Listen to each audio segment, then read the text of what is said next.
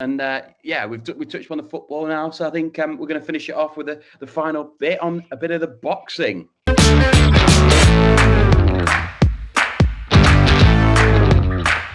Yes, I just fancy Pulev. I forgot to tell you about another bet I had on the weekend. House when I was sat there.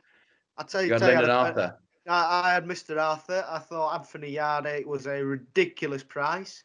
And Mr. Arthur, the Manchester Bomber, as well, it's probably not best to call him Manchester Bomber anymore, but we can always edit that out. But yeah, no, he used to be called the Manchester Bomber. I don't know what he's called now. Yeah, so that was a bit partridge. That. Anyway, yeah, Lyndon Arthur just stood behind his left. Give Yard the old jab. If you're watching YouTube, you'll see me form. That's all he did all fight, and Yardy had no answer for it. Couldn't get inside him to the last round. Rocked him in the last, but it was too late.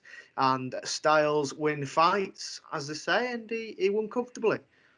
He did, yeah. Well, fair play for having that on. I mean, you're right. I mean, some of the prices. This is what I do say to people about, especially about boxing. You look at the prices. I mean, I was very strong the week before that Joe Joyce was a ridiculous price for what it was. And obviously, Lyndon Arthur was a ridiculous price. I didn't get on it because I still thought Anthony Yarde would win, but I think he was 10-1 on, and there was no way that he should have been 10-1 on to get to 17-0 fighter in Lyndon Arthur. But Lyndon Arthur only used, as you say, his jab, didn't throw the right or anything, and he still won.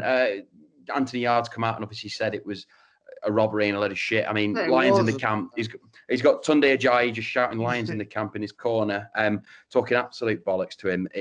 He needs to sort it out. I mean, he could be a good fighter. The big fight between Buatsi and Yarde that might have edged to a pay-per-view next year has gone up in smoke. I mean, and to have a rematch in a domestic battle, I think it's an absolute joke. But fair play.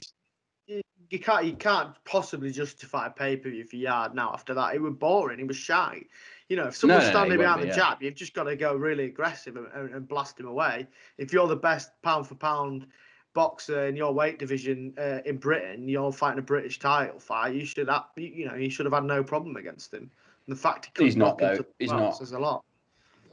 Joshua Buatsi would take him to school and do silly things to him. You'd probably have to ring a helpline to say what would happen in that fight. Four lines in his camp. But yeah, no. So obviously, the BT Queensbury Frank Warren Brigade has had an absolute stinker. They've sort of 2-star men: Joshua Buatsi, Anthony Yarde, and Daniel Dubois, both massive favourites in the last 2 fights. Both. Well, in fairness, neither of them were that interesting in terms of their actual action, but both interesting in terms of the results. Both underdogs. And you look at Lyndon Arthur; he's been coming out. He is just like Joe Joyce is. They're both Frank Warren and BT and Queensbury fighters.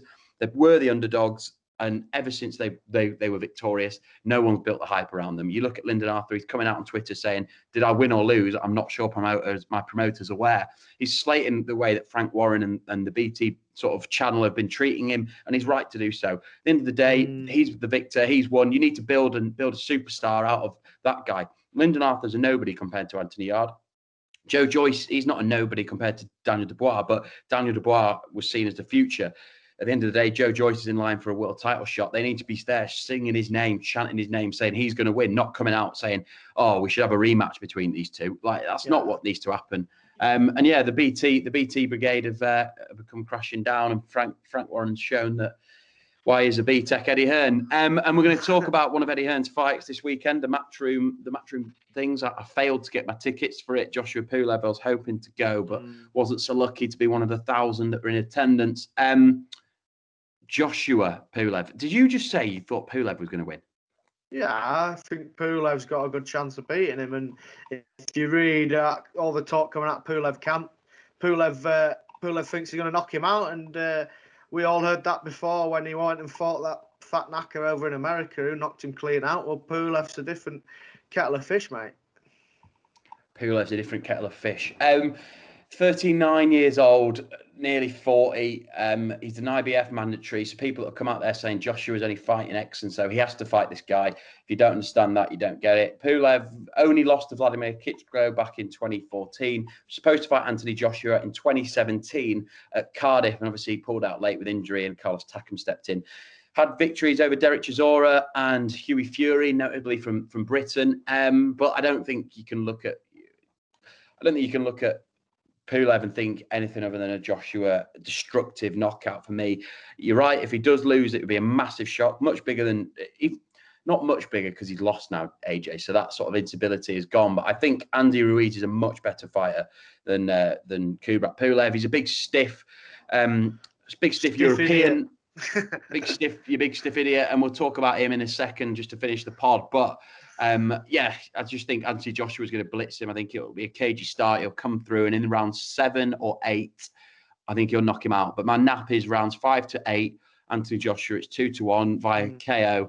I think it'll be a devastating knockout. And then hopefully Tyson Fury is going to be ringside. And we're going to get the biggest fight in British boxing, European boxing, and boxing outside of Floyd Mayweather for the last 20, 30 years. I think that's just going to be such a monster fight. And it's one I can't wait for.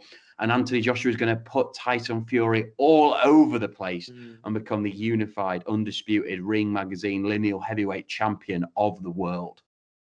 Yeah, I mean, just, your stallion obsession with Anthony Joshua is worrying at times, but nevertheless, we'll let you off. Everyone needs a hero. So no, I think Joshua, he's, I think the whole undefeatable when he got put on his ass by Ruiz sort of came out, and he was training in Miami, and he's gone back to basics a bit. So hopefully he's learned his lessons really with going down the route of trying to be bigger than he is.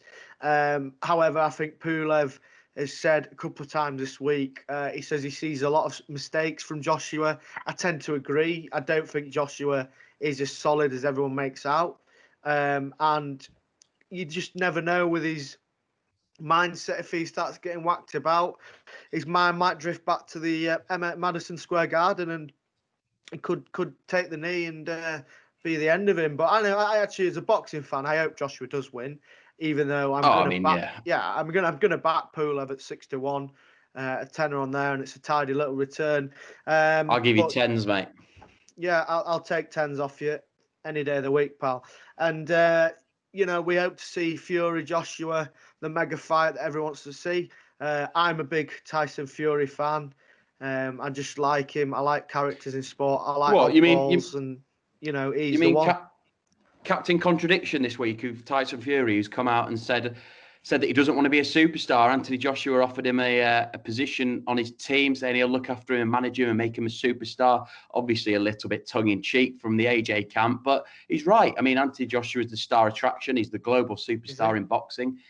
He's absolutely. He's got far more audience, bigger interest, makes more money than Tyson Fury does.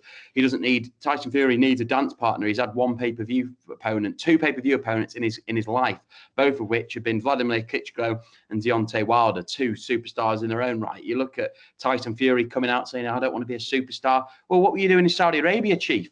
You were in Saudi Arabia pouncing about in a WWE ring, the Gypsy King in his absolutely making money, trying to become a superstar, trying to become such a globe, and there's nothing wrong with it. But don't be a Captain Contradiction that you are. He's sat there he's also telling everyone that he doesn't want awards. He doesn't need awards and gratification to know that he's the people's champion and all this bollocks. Whilst he's sat in front of a trophy cabinet full of awards and belts that's telling the world what he's won. Yeah, I don't want to be on the world. I don't want to be on. He's a good boxer. I don't want to be on the sports personality. I don't need anyone to tell me I'm good. I know it, and the people love me anyway. I don't take me off your list. The bloke's an absolute walking contradiction. All he does is talk shite all day, every day. I mean, his mouth's like absolutely not. His mouth's like a toilet seat, mate. He just doesn't know when to stop. Yeah. The amount of, he must have a sewer pit in his house for the amount he talks rubbish. It's absolutely ridiculous. He's just full of it.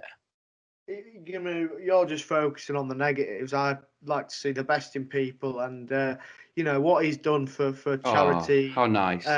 His book's brilliant. I recommend it to anyone to give it a read. You say he's not a superstar, but has Anthony Joshua been on Joe Rogan podcast? No. Has Tyson Fury been on the Joe Rogan podcast? Yes. Tyson Fury is is that the barometer of it's the biggest podcast in the world? He has people like nurses on there. He's had over 1,000. He's had It's interesting. 1,300. 10 million subscribers on YouTube, so he must be quite, it must be a big name to get on that show anyway. I think Anthony Joshua's got 12 million followers on Instagram, mate. Yeah, but you go around the street in America and you ask anyone who Anthony Joshua is, and they either say who or no. You mean the most watched? Wait, 1 second. You mean the most watched fight in America in 2019? It was It's got far wider reaching audience than Tyson Fury versus Deontay Wilder did. 1.4 million people in America tune in to watch Andy Ruiz versus Anthony Joshua 2.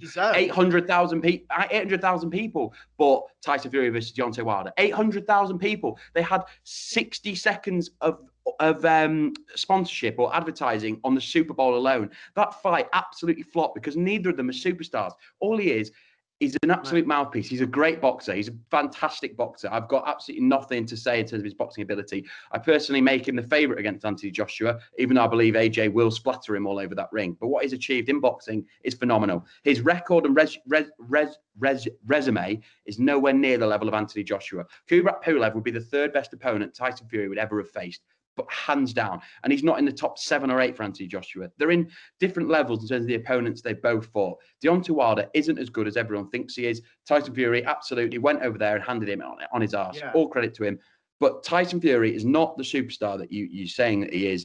And he's full of absolute rubbish, mate. He doesn't stop talking nonsense. And just you're clearly a Joshua fan, but Tyson Fury, you forget he's not as commercial as Joshua, because a few years ago he said his religious beliefs, which don't fit today's modern values, whether you agree with him or not, he doesn't get the commercial deals because he completely blew it. Because he's not a great bloke, and he's also a drug cheat. So it's all fine.